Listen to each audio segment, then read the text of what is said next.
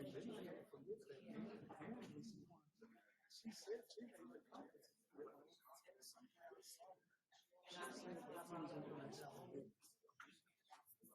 That's a true statement.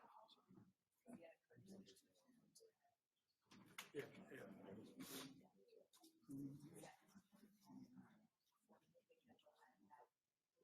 I sent that email to Keisha. You saw that? I was afraid to push that button. And those were teachers. Yeah, those were teachers, and then that was one error.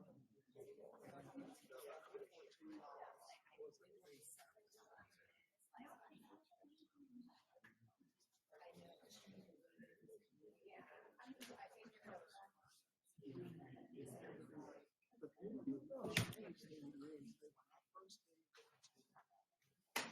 and she couldn't see that. She couldn't see it. She came back and said, so that's one of the examples on there. Sir, does I can charge it up in the morning. I mean, it's charged 100% in the morning. I can go to bed at night and still have some. Before I would have to charge up. It has a great battery.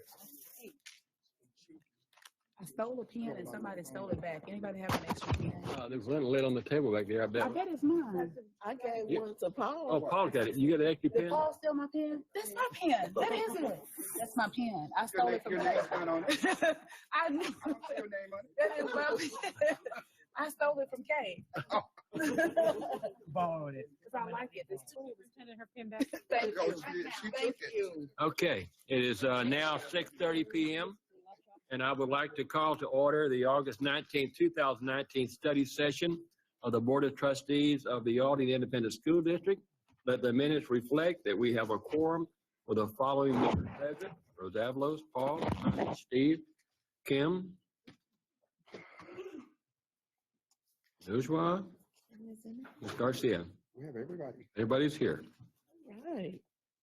So it looks like tonight we have a presenter earlier this morning. Benefits update, Javier. Are you on first? We can, or Or you want it was, he was prepared to just do it during his session, but we can his section. okay. We just wait till your session, then we'll just start with Dr. Goffney then. Because it shouldn't take long to get to his section. Just a reminder to everyone that this is the night before school starts, and I have a 15-year-old who is texting me about what she's to wear tomorrow. So What to wear? she's just excited about the first day of school. We're at Nimitz High School, so Absolutely. She needs somebody to confirm. exactly. So we'll begin. Mr. President, Board of Trustees, my agenda is short. Just the convocation. Just want to share with you that we had our second convocation in my tenure, and we're looking at how it had gone and getting feedback. Everywhere we've gone, we've gotten positive feedback. I think the communications team did an outstanding job. It was twofold this year. You know, it was inspirational, but we also had to provide some information. We had two different sections, and we're trying to figure out how we can embed our operations with the schools, because when they saw the tweets and they saw what was happening that morning, we want to figure out how we can connect everything to teaching and learning that's happening on campuses. So very thankful for the leadership of Shalia and her team. They've already begun looking at how we can build on that. She has a committee, and she also has done a survey, and she has a plan for getting more feedback. Yes, ma'am. Ooh, I'm really loud today. Mr. Mead, what we did actually is we learned that there was not really a whole committee last year. Several people put it together, but we wanted to get as many people at the table as possible, as soon as possible. So we started working through that. So we've surveyed that committee. That includes teachers, principals, as well as transportation, nutrition services, kind of the big bodies that would matter. So we sent out a survey to them immediately, a red, yellow, green. So tell us what we need to stop immediately, what we need to continue, and then what we may need to tweak. And then today we sent out a survey to the entire district, asking them for their immediate feedback so that we can plan better for next year.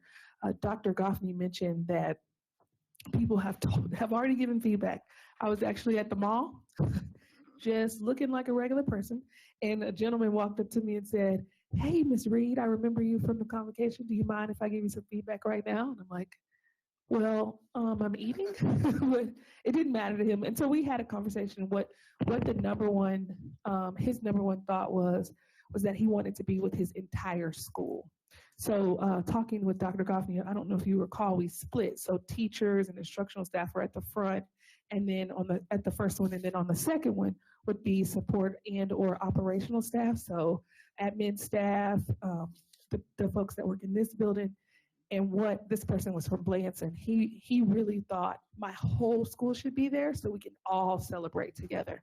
And so we, in our core team meeting, we kind of thought through, what does that look like? Do you split that by verticals? Do you split that by primary at the beginning, at the first one, secondary at the second one? So we're still kind of rumbling through how that looks. But as you know, with 9,000 staff members, it's going to be difficult to try to get them all in one building. So we're still working through that. But what we know is that everyone needs to be at convocation to hear a message. We just need to make sure we figure out how the everyone is split up.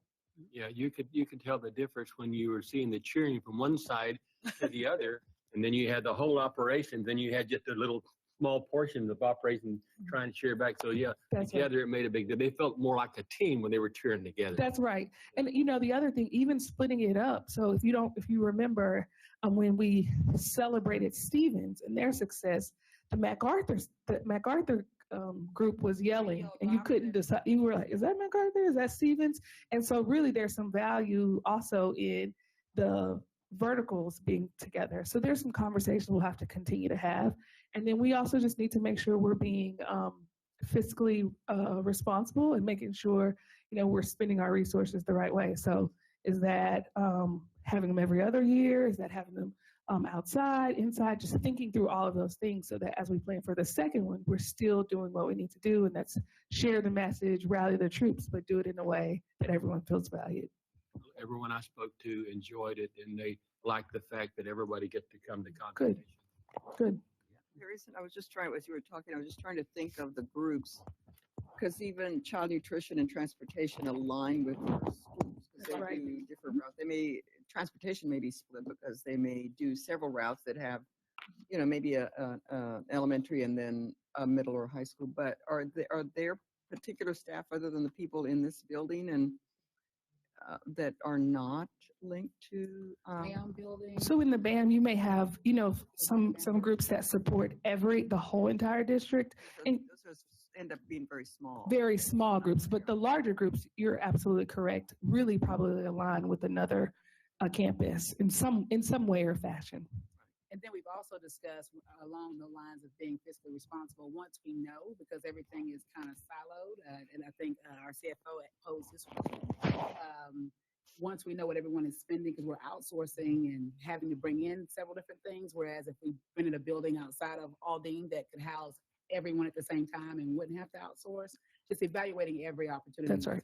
to make a good decision in how we can pull everybody together. Right. I think we're going to be surprised at some of the costs Mhm. associated with the convocation. I can tell you right now, so my team has a pot of money that usually comes from donations from, this year it came from AEF. I know Visual Arts has their own set of resources and expenses that includes the rigs, the great show we put on, but there's a cost associated, the mics, the lighting, the sound, also making sure we understand that what the cost of the bus is, because those transportation has to go and get the schools to make sure they're coming back to campus. And then also technology has some costs associated. So we just need to make sure we know how much we are actually spending, because I don't want us to assume that my office is paying for it or Tamika has a special pot, that's reserved. And then at the same time, it may not be fair for, let's say, to ask HR, well, can you pay for this? Can you pay for this? We really need to have a good idea of how much convocation costs. So we're working on that as well. That's it. Okay. Dr. Chapa, are you ready? Yes, sir. Can you hear me? Mr. Mead, Dr. Goffney, and members of the board, my agenda starts on page 21. My first agenda item is a standard report from Child Nutrition. Are there any questions? That is located on page 22. If there are no questions, if I can refer you to the addendum item on page 231. We have for you an update on the Texas Children's Hospital. It is located on page 233. And would like to share with you that we are in the process of finalizing our partnership with Texas Children's Hospital. And our goal really is for us to really provide quality health care for our students. We really want to make sure that we reduce our absences and have quality health care for our students, and also provide them the opportunity so that if a child gets injured, they are able to go in and see a specialized physician quickly so that they are able to recover and come back to our campuses and our schools quickly. And so as part of those conversations, we were able to divide into two different main objectives. The first being a health plan in which we have specialized individuals come into our community and provide different levels of support. And so you've seen some of that in action. So those of you that were able to come and join us for our Jamboree, they were there providing different levels of support and helping educate our parents with getting different literature as in regards to CHIPS and Medicaid and things of that nature. And we want to continue different forms of communication, not only in different events, but also at the campus level. And in addition to that, they've done things like donate 500 backpacks to Worsham Elementary. So we're very proud of the things that we've started to do in collaboration. And we also want to enhance things that we are already doing as a district.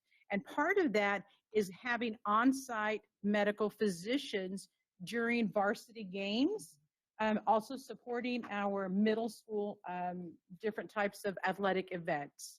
And so just kind of wanted to bring that to your attention so that you'd know that we are establishing a very strong partnership with Texas Children's. That's a good idea. It is. We're very excited about this opportunity and what it means for not only our athletes, but all of our students, because it really is an initiative to address the entire community. If there are no questions, that concludes my part of the agenda, Mr. Oh, okay. Okay. And we'll have Dr. Dawn Ayers. Good evening, Mr. Mead, Dr. Goffney, Dr. Chapa, members of the board. My agenda begins on page 234. Uploaded for you on page 236 is our review of district and campus state accountability results. So we had a very exciting event last Thursday when the results were released with the commissioner coming to visit us. So I just wanted to highlight some of the key talking points from the commissioner.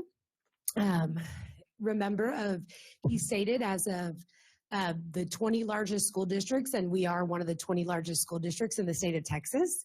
We are the highest socioeconomically disadvantaged district at 87%.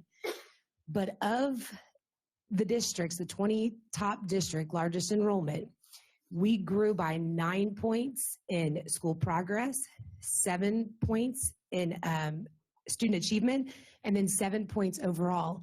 And so his comment, as I understand it, was that we are outpacing all of those other large districts in the state of Texas. So we are excited about those results. A few other highlights, the district did move from a C to a B. We did reduce the number of students learning in D schools by 4,435 students. We did increase the number of A campuses from 1 in 2018, and now we have 4 in 2019. We did have 37 distinction designations, and remember, distinction designations are those designations given to campuses in comparison to their comparability group. So we did receive 37 of those across 15 campuses. And we did have several campuses that moved up multiple letter grades within the system.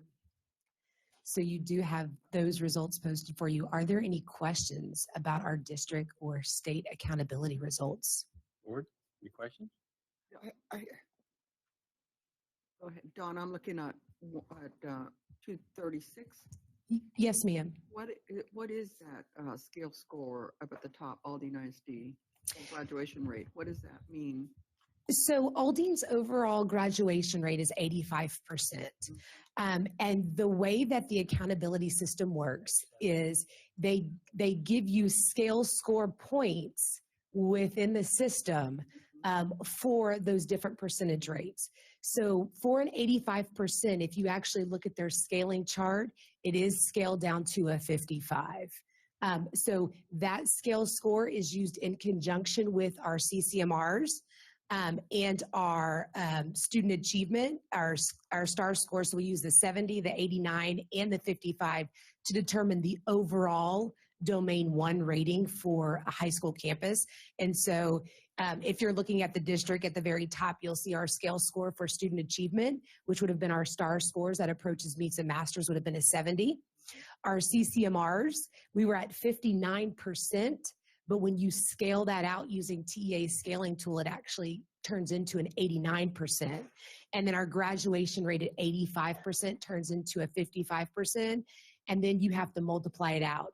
40% for student achievement, 40% for your CCMRs, and then 20% for your graduation rate, which gives you a total overall domain score of 75. So we didn't, our graduation rate is not 55%, but when TA scales it, it becomes a 55.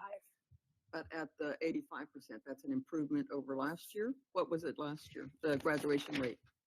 Our graduation rate last year, let me pull that up for you. Hold on one second. And I'm just, I can get that information for you if you give me just 1 second to get out of board book.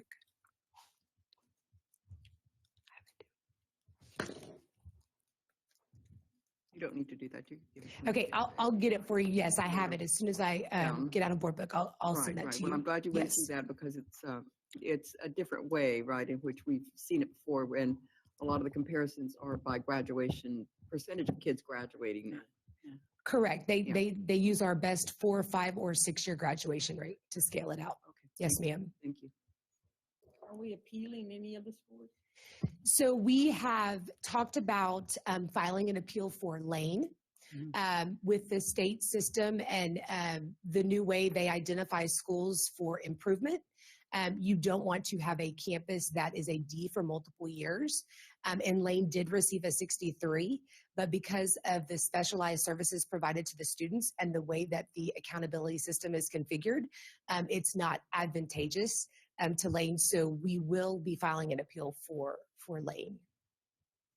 And I'm glad you brought that up, Ms. Avalo. So again, you'll see on the chart preliminary results are preliminary until the appeal phase closes at September. And then in December is when the commission will actually come out and put the final stamp of approval. So sometime between November and December, when we appeal for Lane, that's when we should have some kind of notification from TEA. My question is for anybody in the room. Is there a real advantage for the qualifiers? Like we say, among low SES schools or something? Is that just a grouping thing, or is there an advantage by calling us that? What happens is it's comparing like districts. In the past, our accountability system was, for example, when I was a principal for exemplary, you had to have 90% of your students in every single subgroup to meet that mark in order to be exemplary. So a district that didn't have as much poverty or as much diversity had the same expectation as a district with lots of diversity and lots of poverty. And so being compared to like districts is, and looking at how we've been able to grow kids and added value. In the past, there was no consideration for added value. It was all student achievement. If they passed on that day, then, and some of those kids are going to pass the test regardless of what the teachers do. Mhm. And so, in my opinion, and I think most districts that have diversity and that have poverty, we want value add with the ultimate goal of making sure they're career and college ready after they graduate. But meanwhile, we've got to have some capacity for that. And, go ahead. Okay, well, my question now is for Ms. Reed. How do we market that so it doesn't sound like we're qualifying our, you know what I'm trying to say? So we've actually kind of had conversations around how do we when do we say what our free and reduced lunch rate is and when do we not say it? And what I think is important is what she just said. How do you help people to understand the type of students you have, the type of district you are? I think what the commissioner did during his presentation showed, like he said, out of the top 20 largest districts. Many people may not know where Aldine would have fallen in that if he didn't give that qualifier. I think what we have to do is show how we move the needle with the student population we have, and that's when we use the qualifier. We don't use it every day because that's not important. Students are students, but I think to show the value add that our teachers provide, the value add, the work that's being done, despite the challenges that come along with whether we want to say that they're, challenges or not, that's when we have to share that. I think what we have to help people to understand is that we are in the largest district, in the largest district set, so that's a big deal. But also, we are also dealing with students who come with another set of challenges, and we're still moving the needle. When you compare us to I'm gonna make something up. Heights or Highland Heights, or even a Clear Creek or Friendswood.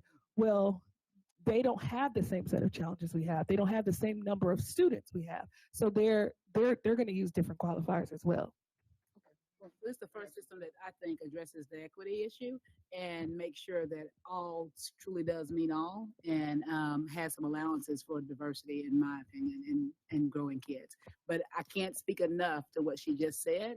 One of the things, we didn't harp on it enough, but I will in casual conversations, we will not say these students.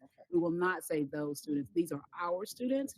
And we will not say, but this is the population, make excuses for low performance or low expectations. The fact that our students have shown from the growth to all the different things that we have implemented and the excitement that's happening in our district, eliminating those negative mindsets, fixed mindsets, which is what we're reading, and talking about, what's possible for all of our kids. But I do think it's important. She's exactly right. But I think we have to also keep in mind what we're doing, the work we are doing. Thank you. And Dr. Garcia, to answer your question, we did go up slightly. Last year, our district graduation rate was at 84.7. It's still scaled to a 55. The places that we want to highlight for the district, student achievement last year was scaled at a 68, and we did go up to a 70. But CCMR is where we made big gains. So we were at 69% last year scaled out, and this year we're at 89%. So. Figured that one out. It did. We were. Mm-hmm. Are there any other questions? If not, that concludes my agenda. Thank you. Okay. Well, Dr. Davis, you're up. But before you start, let me I want to say thank you and the group that came with you to my church yesterday and talked about where Aldine was, where Aldine's going. You did a really good job speaking to the parents and the grandparents and letting Aldine know where we're at. Letting them know where we're at. So I appreciate all of y'all that came yesterday and supported that group of our kids and our parents that work for the district. So that was appreciate it so much. So Well, thank you for that, all of you. Well, and thank you for inviting us. We really felt welcomed, and you could tell the church really showed a lot of care, and really felt supported. It was a great experience. And you got me out of a bind with my telephone. I had my telephone set to let people know who was there. And when I've been working all morning, come on phone, it was all there. And just by the time I get up there to announce who's going to be there, my phone won't let me go in. And Todd saved me. He came up with me coming, and he did all the announcement for you. I appreciate all that. And thank you all again. Well, for it was a coming. team effort. I was getting nudged. You can get Get up there. Before you get started, Dr. Davis, just one more point of affirmation. Our A schools, they'll be here tomorrow night. In addition, it's important to note that Thompson Elementary, while they were a high B, they received all 6 distinctions. And Mr. Reed, it goes back to announce the convocation. You talked about your approaches, meets, and masters. Thompson is already at 60% of our student population at meets. And again, they earned all distinctions that they could have earned. And so we need to celebrate that as well. Absolutely. That's great news. Okay, I'm sorry. Okay. Well, my agenda begins on page 24. I have 2 items for consent. One is on page 24, and the next is on page 238. But to start on page 24, we have the yearly approval of the student trips for out of state. Are there any questions regarding that approval? Board members? No questions? No. And then next we have on page 238, it is also a yearly approval for the extension, the approval of Texas A&M AgriLife Extension Service in Harris County. That is to request that that 4 Texas A&M staff members serve as adjunct faculty to monitor our students who are serving in 4-H activities outside of school. Any questions regarding that? No questions? Okay. Then one last thing that's not on my agenda, we just wanted to, we are changing the academic report that is typically done at the board meeting. Still an academic report, but we felt that the academic report is something that I tell you, I read to you the highlights of different activities. You typically see them in other areas on the board, the weekly board report and so on. But we thought that we would join forces, the schools office and the teaching and learning office, to, instead of reading to you and to the audience the highlights of people's great work, actually inviting them to the board meeting. So we will be, Katie and I will be joining forces each month, and we'll be highlighting different individuals. It might be teachers, it might be leaders, it might be students, but any individual who has shown excellence in teaching, learning, and leading, we'll be honoring them during the academic report. That's good. That'll be great. They'll be getting more. They get more. They're more experienced. They'll also get more people looking at them and seeing what they're doing, rather than Right. just names that you're reading to. We'll actually see who they are and what they're doing. Right, you're right. That's exactly it. And what I was finding is that I was reading the accolades, but they really didn't even know they were being highlighted. Yeah. So well, bring them here, and yeah, let's clap for them and show them respect for the hard work that That they've been sounds doing. good. All right, that concludes my report. Okay, thanks, John. Ms. Rhodey? All right, good evening, everyone. I have 3 updates for you. I'm going to start with the opening tomorrow officially of our Rose M. Avalos P-Tech School. Yes.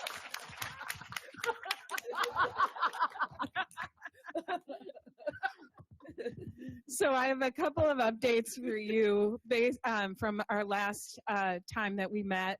Student enrollment is 129 students, which is fantastic. It is right at our goal.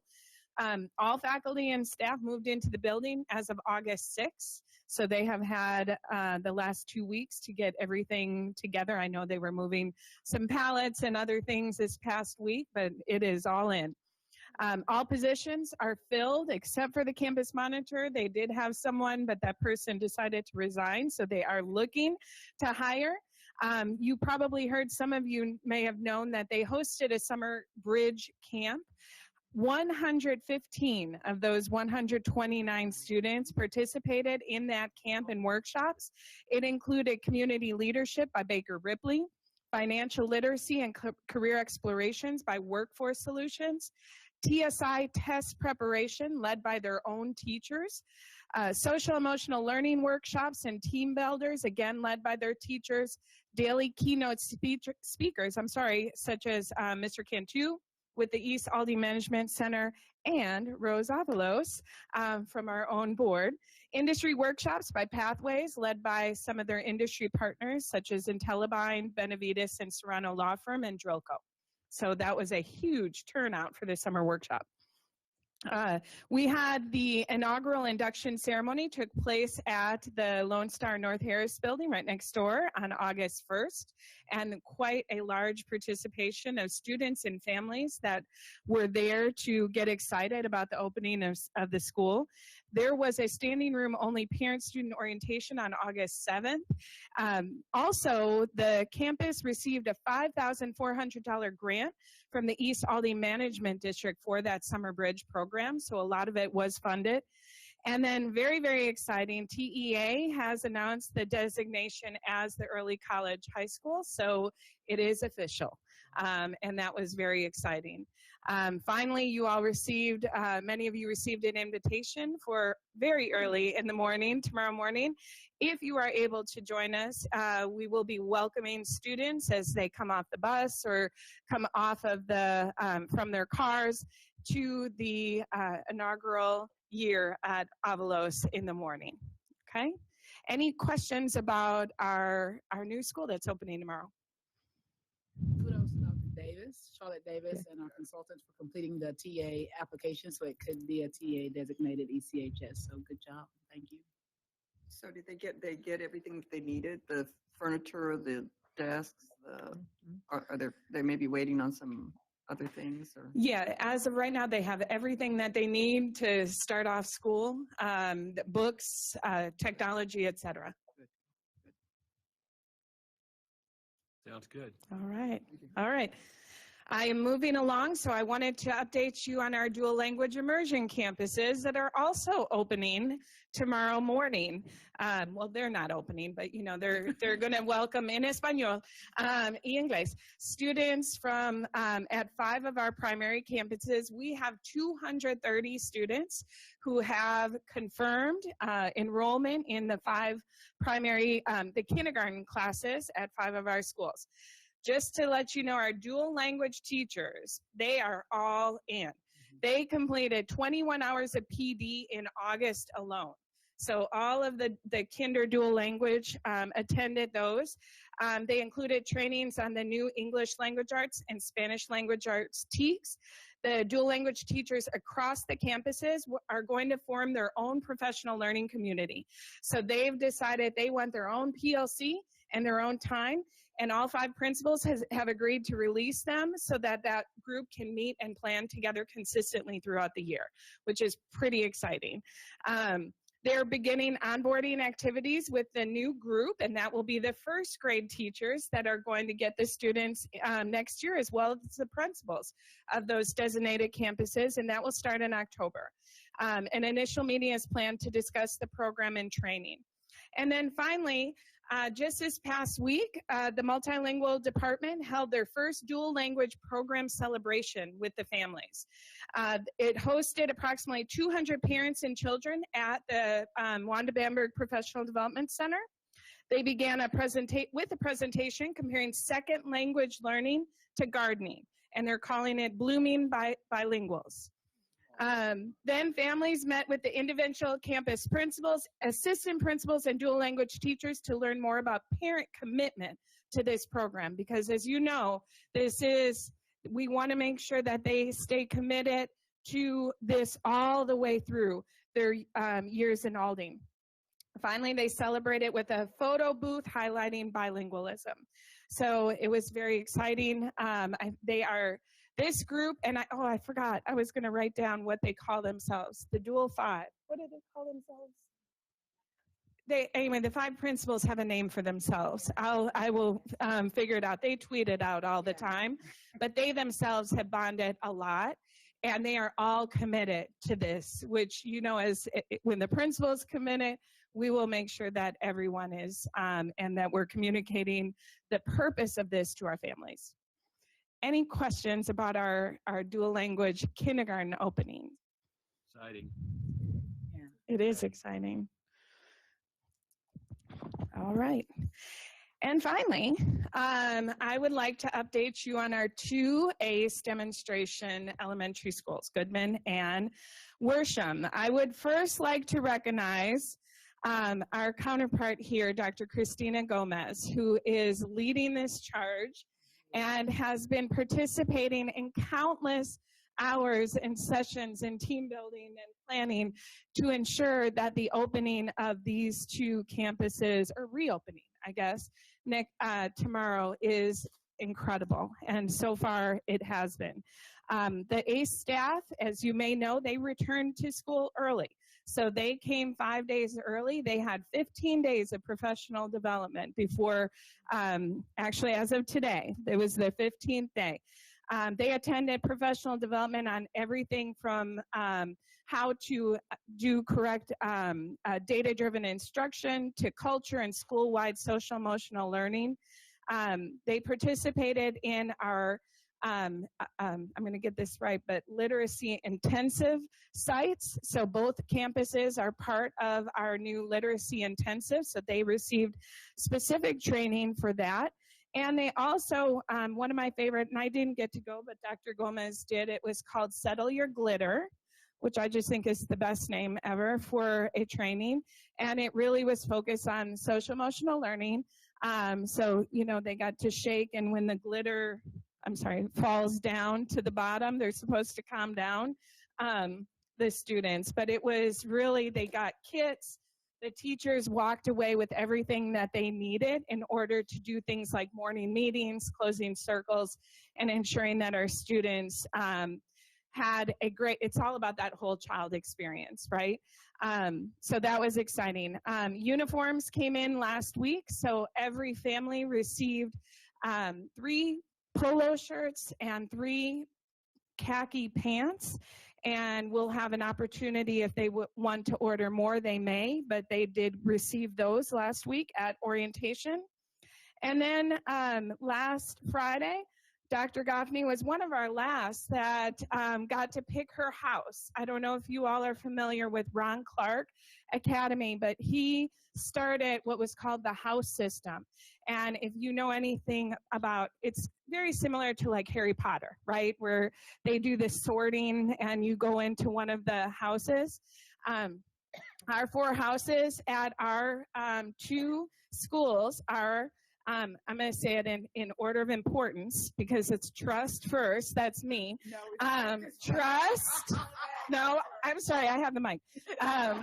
Trust, respect, friendship, and courage, which represented both of the principals along with some of the planning team, Dr. Gomez this summer, believe that those 4 qualities represented what we want for all of our students. And so they have a great way that they choose it. So we're gonna invite our board members. I was gonna say, to go and experience. we're gonna make sure that you all do that. And I believe Dr. Villarreal still needs to determine his house.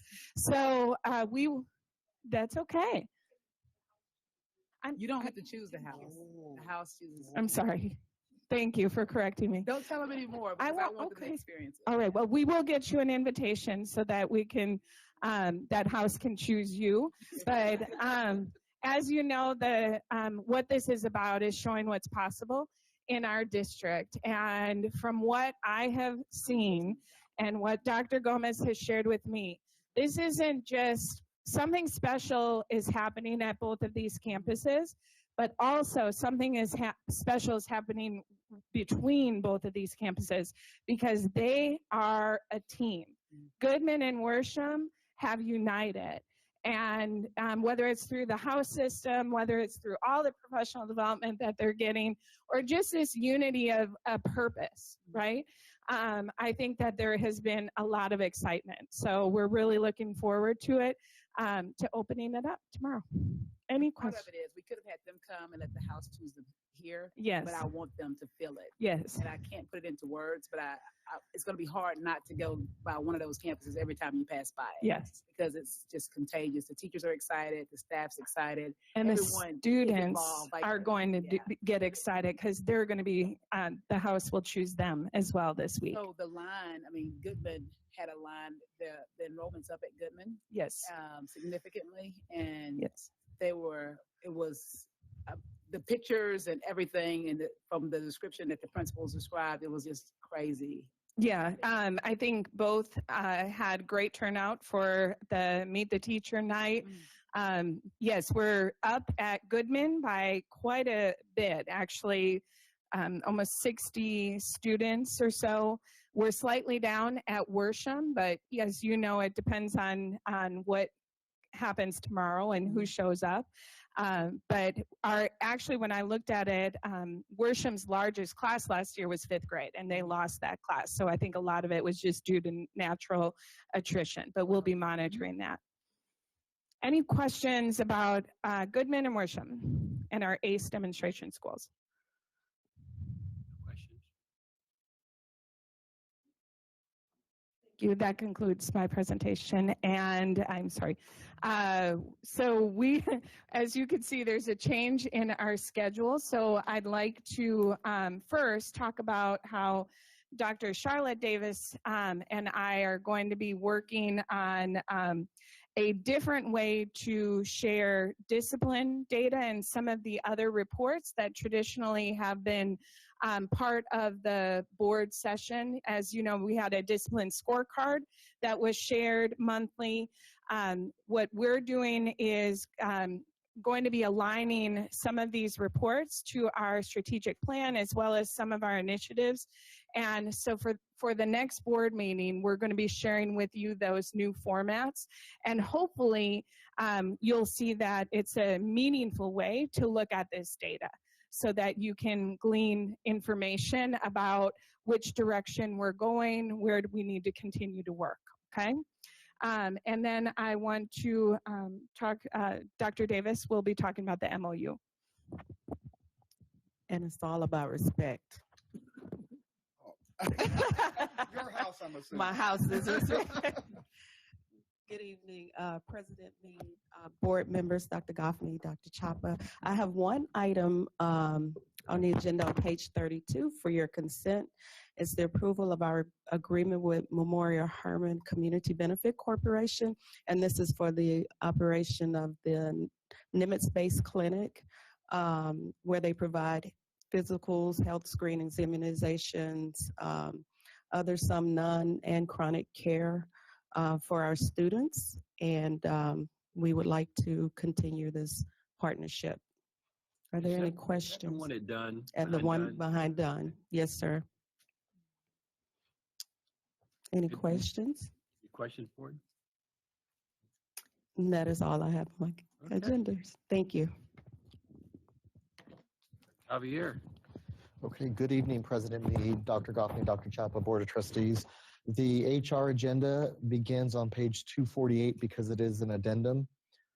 And if you look at the HR agenda, you can see there's one action item, and then we have 5 information items. So I'd like to begin by welcoming and introducing Dr. David Villarreal, our HR Director of Benefits, who will be presenting to you our health benefits recommendation. He was here last month, but as you know, we want to finalize this, and so he's going to present to you one last time.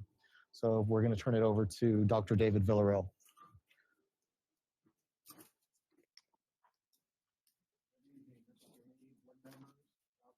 And Dr. Chapa, how are you today? Good. At the July board study session, I had the opportunity to provide you with an update on the Benefits Advisory Committee's recommendation for the 2020 plan year. Tonight's presentation will provide you an overview of the 2019 plans, as well as a review of the 2020 recommendation plans and their financial implications. You probably remember seeing this during the July board study session, so a lot of it will look familiar to you, with just several minor changes. The first one is to provide an overview of different benefits. Is that currently Aldine is funded or uses Aetna for the medical provider and uses Express Scripts as a prescription administrator. We have a stop loss of $750,000 with both Aetna as well as with Express Scripts. So what that means is that the district is responsible for up to $750,000 of a claim. Anything after that, stop loss picks up. And we did add in the stop loss to prescriptions this year because we have noticed a trend that the costs for prescriptions are increasing and gene therapy is becoming very prevalent, in which the costs are extremely expensive.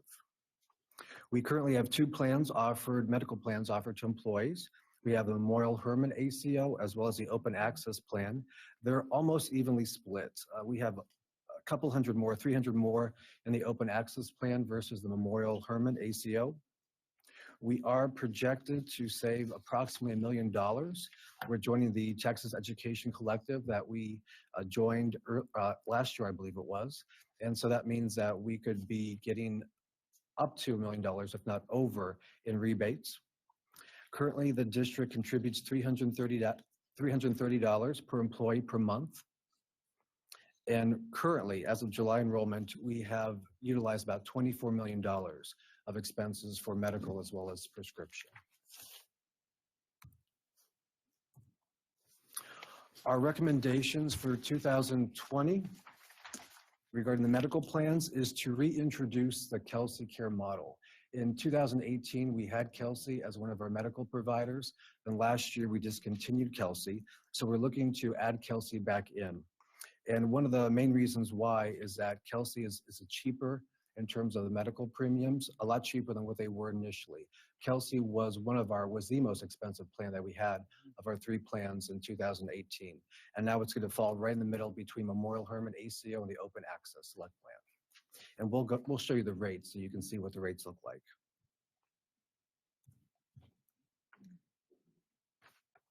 The projected savings, it's bullet number 3. We're projecting about $167,000 in savings by using the plan with Kelsey. And we're not recommending any other medical or pharmacy changes for 2020. The other change we'll talk about later on is with adding 2 more fitness clubs as options. Just some background information on how we made these assumptions, these financial assumptions for 2020. And this is where it changes a little bit, is that for the last 12 months of claims used in July, we use May 1st through April 30th. Now we have 2 more months of data. So we're using July 1st through June 30th of this year. And with the annual trend increase for medical as well as for pharmacy, and trend, I talked about this before in previous meetings, is that trend we have to think of as inflation. And so when you see the word trend, think of what we know as inflation. And so we're looking at about a 5.8% inflation or trend rate for medical and about a 7.7 trend rate or inflation rate for prescriptions. With the addition of the Kelsey Care medical option, these numbers did change slightly. Is that in July, we were looking at a 4.3% rate action or inflation that was driven by the trend. And then for the second bullet under the addition of the new Kelsey Care medical plan model is that we were looking in July at 3.8%. Now we're looking at about 4%. So the percentages went up. A large reason for this is because, again, we're looking at additional months of the cost. And typically during the summer months, more people go to the doctor during the summer months. And so claims are higher. So we tend to see higher claims during the summer months. We see higher claims those 2 weeks off in December and higher claims even during spring break and Thanksgiving break. The next chart really highlights the premiums for all 3 plans, the existing 2 Memorial Hermann ACO, the existing open access plan, as well as the proposed new plan, Kelsey Care. So you can see that we have the 5 different tiers, which does make Aldine very unique in terms of the different tiers offered to employees. Typically, most districts offer employee only, employee and spouse, and employee and family, and employee and children. We offer that additional layer of employee and child for those families that have 1 child versus multiple children. So I'll give you some time to just look at the different prices. The first column is the total monthly rate. The second column is the amount we contribute per month for the employees. The next column is the employee monthly contribution. And then if you divide that by 2, that is the premium cost per paycheck. And you can see Kelsey Care falls right in the middle between Memorial Hermann ACO and the open access plan.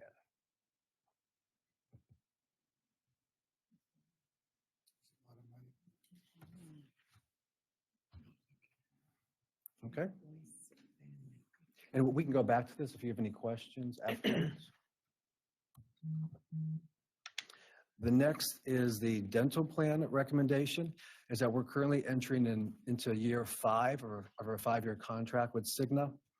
And the contract does have a 7% rate cap, which means that we do not go higher than 7% if there is an increase. And 7% is that cap. Unfortunately, the dental plans have not performed well, so we're actually spending more with the cost than we're bringing in with the premiums. It's about 13.5% more, but with that cap of 7%, that means that we do not go above that 7%. And we are recommending a 7% increase with dental premiums. Did you say that back to that slide? Maybe I just misheard you, that fourth bullet, the loss ratio is that accurate, 113? I thought I heard you say 13%. It's 13% higher than 100%. Okay, yes. all right, then that makes sense. So if we didn't have that 7% cap rate, it'd be 13.5% increase. Then here are the dental rates. And this is going to be important to communicate this to employees when we do talk about any kind of rate increase. And we talk about it from a dental rate perspective, not medical plans, or not a percentage of their check either. So we broke it down. This is going to be very important to communicate too. We broke it down per paycheck for employees so they can see exactly what the rate increase would be. And it ranges anywhere from 21 cents per paycheck all the way to $3.80 per paycheck. And we do offer those 3 different plans, the 2 HMOs and the PPO.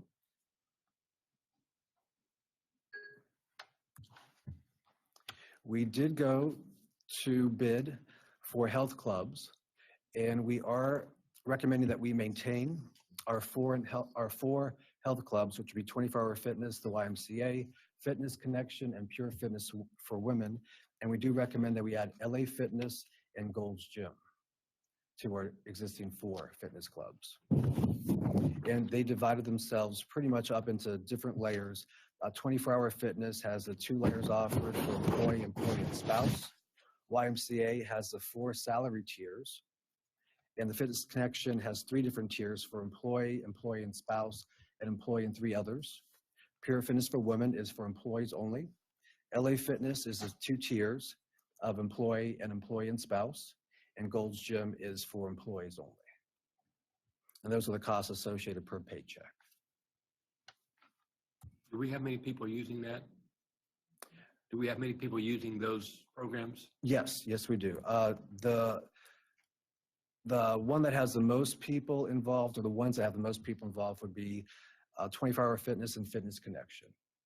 We do anticipate, though, that LA Fitness will draw some people in from 24-Hour Fitness. And those plans can only be changed during enrollment. Like, say, for example, an employee doesn't want to attend anymore, like myself, I'm always dropping off. Do they have to still continue to pay it? Correct. Is that open enrollment is the time to drop or to add. Yes. I'm sorry. That concludes my presentation. Yes, that's me. If there are any questions, I'd be happy to answer them. Thank you so much. Okay, thank you, Mr. Mead. Thank you, board. So I'd also like to thank Maggie Parker from Gallagher, who's here this evening to support, and our consultant who works daily in our department, Mr. Cliff Cobb. So thank you all for your support for being here tonight as well. So the next agenda item for on the HR agenda, it's on page 249, and that's the 2019-2020 Employee Handbook. You all got, or was uploaded the copy of the 1920 handbook. It's on pages 251 to 320. And there were 7 pages, and they were highlighted in yellow of the changes or the updates. And the reason for the updates or revisions is just so we needed to make sure that we're aligned to board policy and current practice. Were there any questions on those 7 revisions? Board members, any questions? No question. Okay, so the next agenda item is on page 43, and that's our monthly human resources personnel report. And on that report, as you can see, since the last time we've had 74 resignations and 1 retirement. Are there any questions in regards to our resignations or retirements? Okay, so our next agenda item is on page 46, and that is our monthly vacancy list.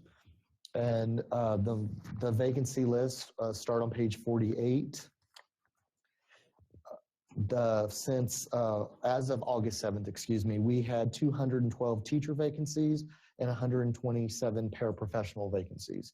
However, as of today, because I know we start school tomorrow, that 212 teacher vacancies has actually gone down to 174, and the paras from 127 down to 109.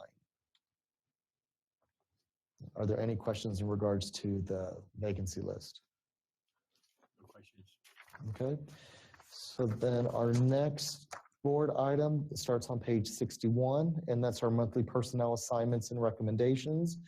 And as you can see through that list, since last month, we've hired 124 new employees to the district. Is there any questions on that list? No questions. Okay, and then the final agenda item from the HR agenda is our monthly approved staff assignments. That's on page 65 of the board book. And I did break this one down as well because we're at that, that peak hiring season to make it easier for everyone to read. So we had 25 staff assignments and 3 administrative transfers since last month. And of those 25 staff assignments, we had 1 director, 1 principal, 1 assistant director, 1 program director, 11 assistant principals, 10 counselors. And you will be meeting most or 13 of them tomorrow evening. If there are any questions with our staff assignments? So tomorrow will be bigger than last month. It'll be about the same, yes. It's exciting. So if there's no questions, that concludes the HR agenda. Thank you, Dr. Villarreal. But now the money lady. The money lady, speaking to you this evening from the House of Courage. It takes a lot of courage to be able to speak to you all each month. So with that being said, my agenda begins on page 68. And that's where we have our first consent item, standard items this month. The ratification of the check registers are the first items we are requesting your approval of. Then beginning on page 71 are a series of bids that we are requesting approval of, paying special attention, if you will, or recognizing item N, where we are requesting approval to rescind the bid to Performance Safety Group. They have contacted us and made us aware that they are unable to supply us with that particular trash bag, because that's what the bid was for. And because they are unable to meet that demand, we are requesting that we rescind the bid offer to this particular company until they are able to go back and evaluate their inventory. They haven't been able to get it from overseas for some time now. And so in response to that, we're going to award a primary and a secondary vendor for these trash can liners. That way we'll have someone we'll already have a backup plan in place going forward instead of awarding just a single vendor for products such as this. As you all know, trash can liners are important. We want our custodial services department to have all of the supplies and materials. We want our campuses to have all the supplies and materials needed without having a delay. And then on page 179, we have the contracts and purchases over $50,000. And then also this month, again, 2 additional standard items, our general fund budget amendment. That is our first budget amendment for this month, requesting approval to reclassify requested budget from one function to another. And you can see those functions noted there. And then we have monthly tax office refunds on page 186. So these are tax refunds whereby the taxpayer overpaid and they are requesting a refund of their overpayment. Are there any questions about any of the consent agenda items? No questions. If there are no questions, for informational purposes, again, standard reports that I share with you each month, just so you have a level of awareness of our monthly tax office report, our monthly revenue status and budget analysis. Again, we're just getting up and going, so those reports don't have a whole lot of activity. And then, of course, we have our monthly investment and quarterly investment report. We did have a materials auction sale this month as well. Are there any questions about any of those informational items? No questions. If there are no questions, that concludes my part of the agenda, Mr. Mead. Okay, great. Thank you. Then Dr. Ada Wall. Well, good evening, Dr. Mead. I have my regular agenda is the same agenda items that I have most months. If there are any questions, do you have any questions about that? Okay, I also have addendum, and those you can look at page 321. You'll see that I had posted the approval of the City of Houston lease. They are still under discussion, so I have not received the final version yet. I can tell you that one of the things that they're working on is they expect to have construction going on anywhere from 9 to 10 months, maybe up to a year. And they had not anticipated that they would have to pay utilities and costs for keeping the grounds and so forth during that time. So they're trying to raise money for that. In the meantime, they asked if the school district would put those and then get reimbursed. Well, first we said a couple of months, or so, but as we have learned more about how long that will be, I'm not comfortable in asking the board to do that because it would cross even a fiscal year. So I have not offered those terms for consideration. So they're still working on the funding. I expect that we'll have something final probably by October. Okay. So if you see something in September, we might have something for you to vote on. Otherwise, I'm looking at maybe October. So we're withdrawing that item for this board meeting. The second one is one that I'm happy to bring to you. You recall that the City of Houston asked the district to house the individual families and those who were impacted by Hurricane Harvey at MOC. At the time, we did not have an agreement with the city to perform those services. So what has happened is we have negotiated over a series of months, and I put in there all of the activities back and forth about trying to make sure that we got everything down and sent to the city on the amount of money that we owe for the cost. And so this agreement allows us to collect that money. It's about $335,000. And we get releases on both sides from any further liability, and that this is the final statement. So that's why you're seeing it as a settlement and release agreement.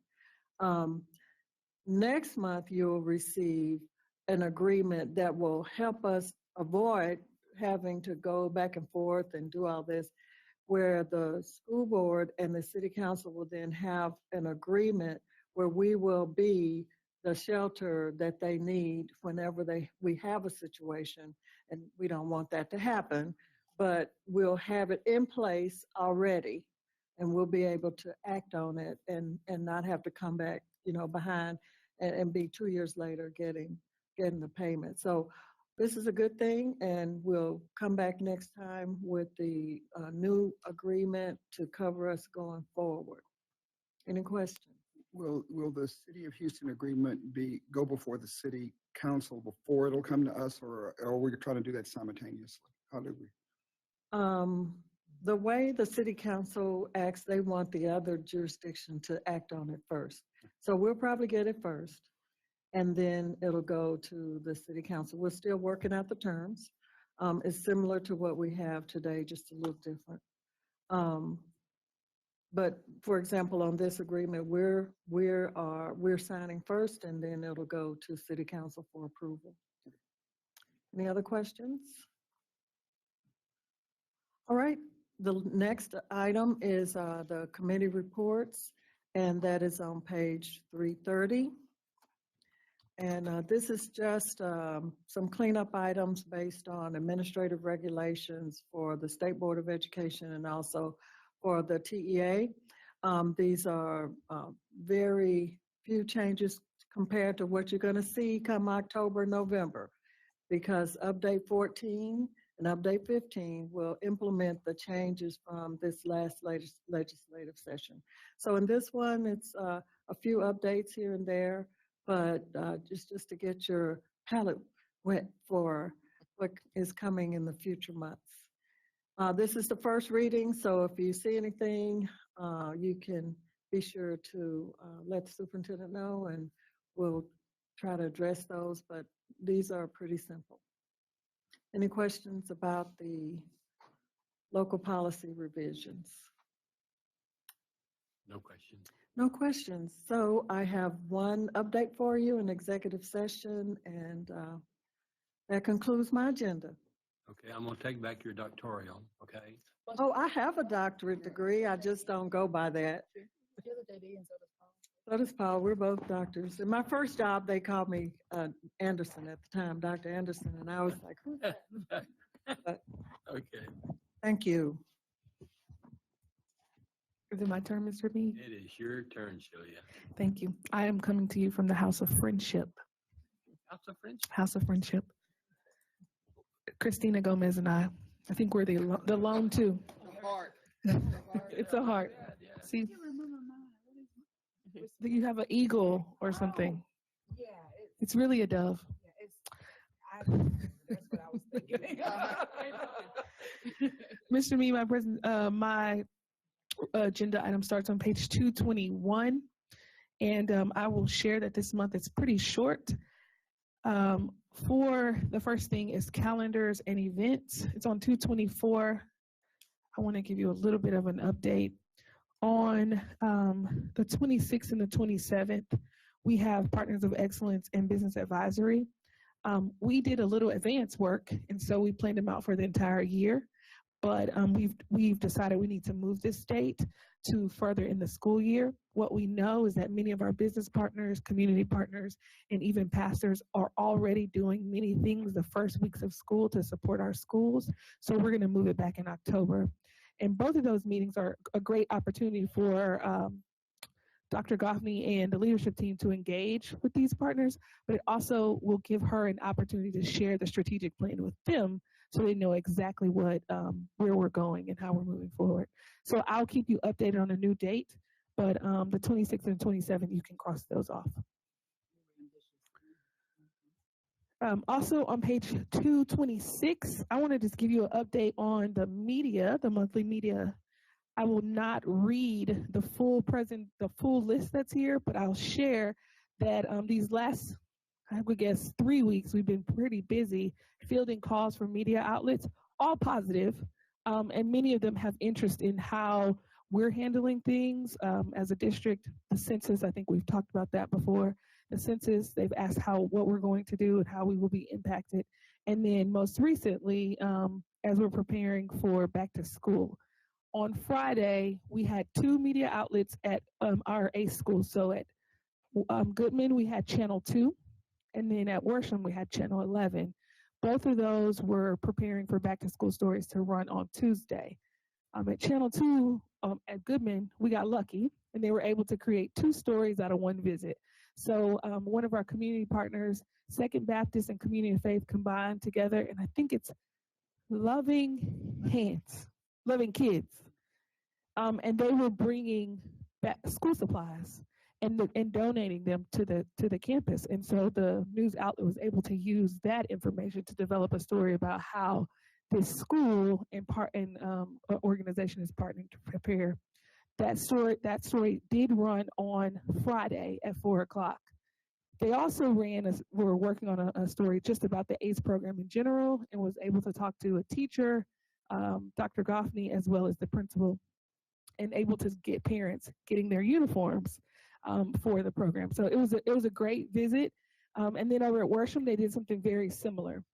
Tomorrow we anticipate 3.5. The half I'm still waiting on. It will be 3 and a possible if you play spades or bidwist, but 3 and a possible. So for sure, Channel 2 is now going to Worsham, so they'll have mirroring stories. Telemundo will be at Avalos at the very start of the day, and then Fox 26 will be at Blanton to start the day. And all of those will be there for about 2 to 3 hours. So they'll start their morning show. If you wake up very early, they'll be there, and then they'll go through when their show ends. I have we prepared the principals. We've talked to them to make sure they had talking points to share the good news and things that are happening for back to school. One more thing is that the Chronicle is really interested in doing a long-term story about ACE. And so we anticipate that Shelby Webb from the Chronicle will come to either Goodman and or Worsham throughout this first week.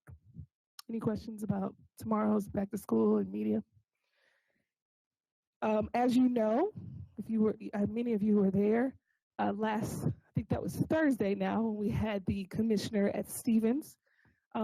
Unfortunately, we kind of anticipated that we would be overshadowed by the news happening down the road at that district that starts with an H. So every news outlet from the area was there. This morning we got a great email from the commissioner's office thanking us for supporting them.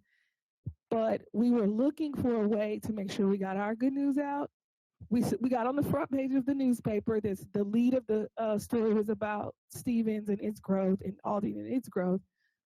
Unfortunately, it just kind of is how it goes. We were overshadowed by Houston and all their drama. So we'll continue to kind of use those opportunities to get our story out. What did not get overshadowed was our student. She got a round of applause that was there. And then the hard work of the principal that was really celebrated by those in the community. Following that, I think we were able to get a conversation with Senator Bettencourt just to talk more about what the district did and the growth at all of the schools, not just Stevens, and on his radio show. So we'll continue to knock on those doors and see who we get. And the thing about it is, if they knock on your door and you answer them, they'll knock again, and we'll just keep going that way. Okay, so that's the media report. The last thing I have is I want to share that I don't have any recognitions for August. I only need to present that the program of study will be about CTE. So CTE will share some updates about their program, but I don't have any recognitions. We're going to pick those back up in September. Any questions for me related to communications? I want to ask you a question. Yes, ma'am. What type of partnership do you have with Community of Faith? Community of Faith, we don't have a strong partnership. However, they are invited to our Partners of Excellence. But Community of Faith and Second Baptist have an organization called Loving Kids, and they adopt various schools. We are one of the school districts that they adopt, Spring Branch, Houston, and so those two organizations get together and support the campuses. You got it. Anything else? Okay, before Goodman is the campus. Goodman is the campus. They partnered with Community of Faith and Right. Bishop Dixon because they wanted to have a footprint in Acres Homes community. And so I know our school that's in that community. Right, and Ms. Chester, who retired, is a member of the Community of Faith Church. So she was instrumental during that time in bringing Loving Kids to Aldine School District. And they've provided a lot of support to Goodman Elementary, and they're going to continue with that support, and they are looking to expand as well. Williams and Acres. Yes, MC Williams. MC Williams. If not, I'm going to yield the floor to Abel, the Assistant Superintendent for Community and Governmental Relations, for a little bit of an update today. Mr. Mead, Dr. Goffney, Dr. Chapa. Mabel will be passing out a document. Do you have your for microphone? You have your microphone? It's on. I think it's on. Can you hear me? Not very good. Can you hear me now? Yeah. Okay, there you go. Members of the board, today I'm presenting to you a draft of the candidates for school board election. As you know, tonight was August 19th. I'm sorry? It's in several different languages, is that right? Correct. It's got 3 different languages. Oh, okay, got it. That's how the ballot will look, but it's not the official ballot. This is the list of the candidates and the positions they have filed for. The order in which the names will be placed on the ballot will be decided tomorrow, Tuesday, August 20th at 5:30 here in the boardroom. Candidates or the designees will have a chance to draw their names to determine the order in which the names will be placed on each ballot. So basically, these are the folks that will be filing. And then in addition to that, the district will be providing an informational session for each candidate at a later date, a kind of do's and don'ts of campaigning. So that'll be handled here at a future date. Are there any questions about the candidates or the election form I just presented? If not, When will you get together with the candidates and let them know the procedures? So they've already received their packet, but with our Really? attorney. Okay. And Yeah. he will go over the do's and don'ts. And so this is the draft of the ballot, but you have to draw names to. tomorrow we'll draw the names and it'll determine which order they will be placed on the ballot. So who goes first, who goes second, who goes third, fourth, and so forth. The other meeting is just what are you allowed to do inside our buildings, outside our buildings, that electioneering type of information. And that'll be held and offered to all the candidates. Any other questions? Board, no question? If not, that concludes my report.